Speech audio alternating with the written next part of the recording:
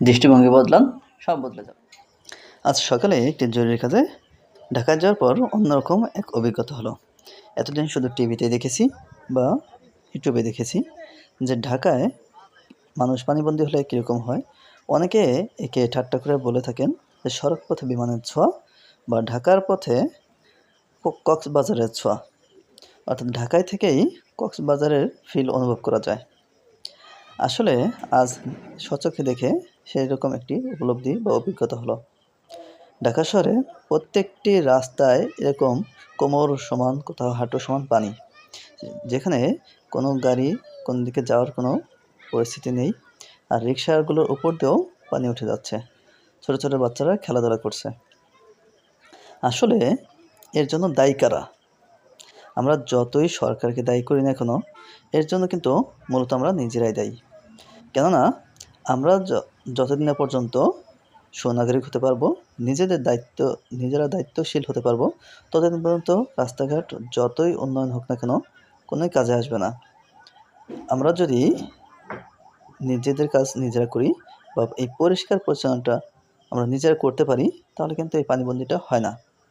প্রত্যেকটি রাস্তার drain system রয়েছে, কিন্তু আমরা ময়লা আবর্জনা ফেলে, পলিথিন ফেলে সেইগুলো আমরা বন্ধ করে দিয়েছি। ডাবের খোসা ফেলে বিভিন্ন ধরনের যত প্রকারের আবর্জনা আছে সমস্ত আবর্জনা আমরা রাস্তায় ফেলি, যার ফলে রাস্তার ড্রেনগুলো বন্ধ হয়ে যায় আর রাস্তা হয়ে যায় পানিবন্দী।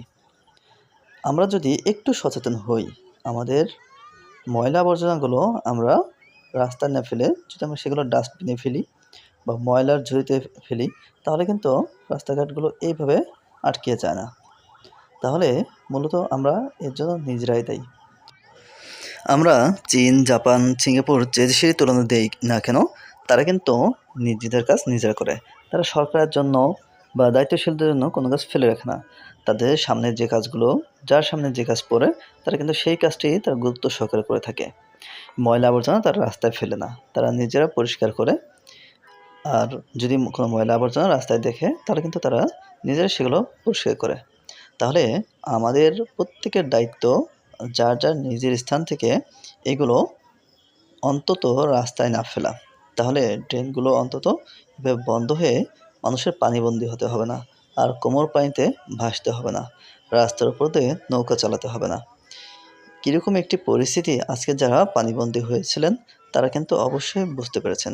মাত্র ৩ ঘন্টা বৃষ্টিতে যদি এই অবস্থা হয়, একটু চিন্তা করুন যে যদি সারাদিন বৃষ্টি হয় তাহলে কী পরিস্থিতি হবে। আসুন আমরা পরিবর্তনটা নিজ থেকে শুরু করুন, পরিবেশ আপনা আপনি পরিবর্তন হয়ে যাবে। দৃষ্টিভঙ্গি বদলান, সব বদলে যাবে।